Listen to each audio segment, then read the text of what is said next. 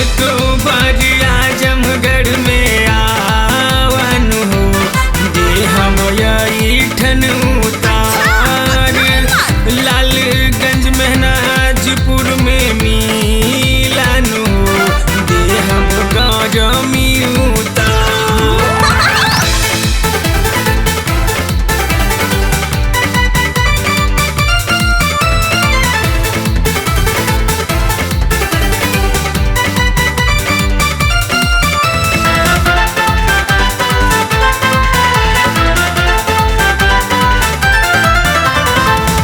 बनारस भदोही से निराश भइल बानी मिर्जापुर सोनभद्र उतारलस न पानी।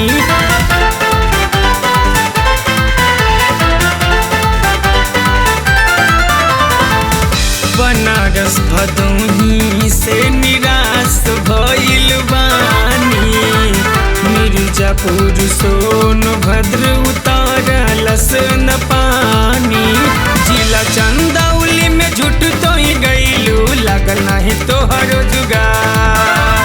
जिला चंदौली में झूठ तो ही गईलू लगल नहीं तोहरो जुगार।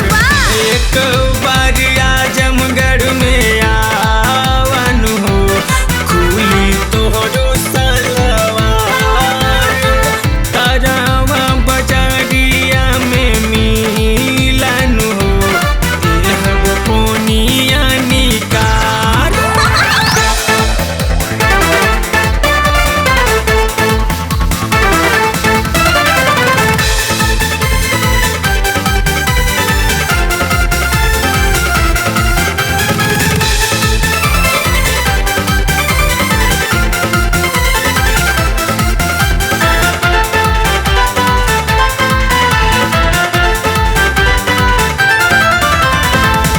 चोलापुर चंदवक में मान नाही भरे बनारस के मरुआडी से चले अइलू घरे।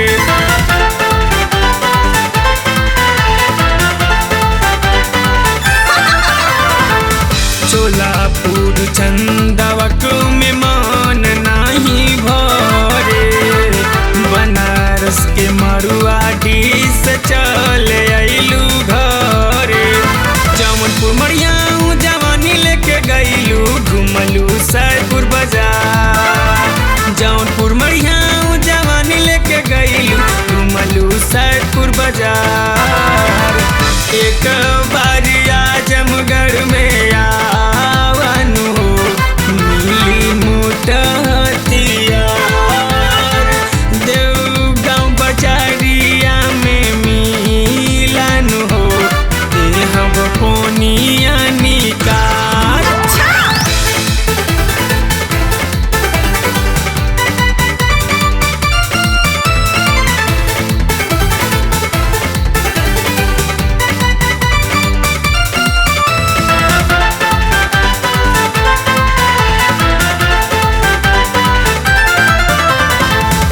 झारखंड बिहार में जवानी लागल जरे सीतामढ़ी भभुआ में पानी लागल परे।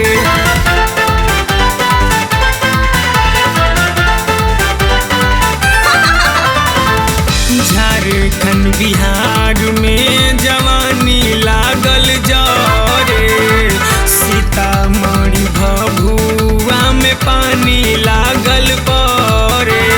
गाजीपुर में घूमतारू बोहनी न भइल पूरा कदी इच्छा तोहार। गाजीपुर में घूमतारू बोहनी न भइल पूरा कदी इच्छा तोहार।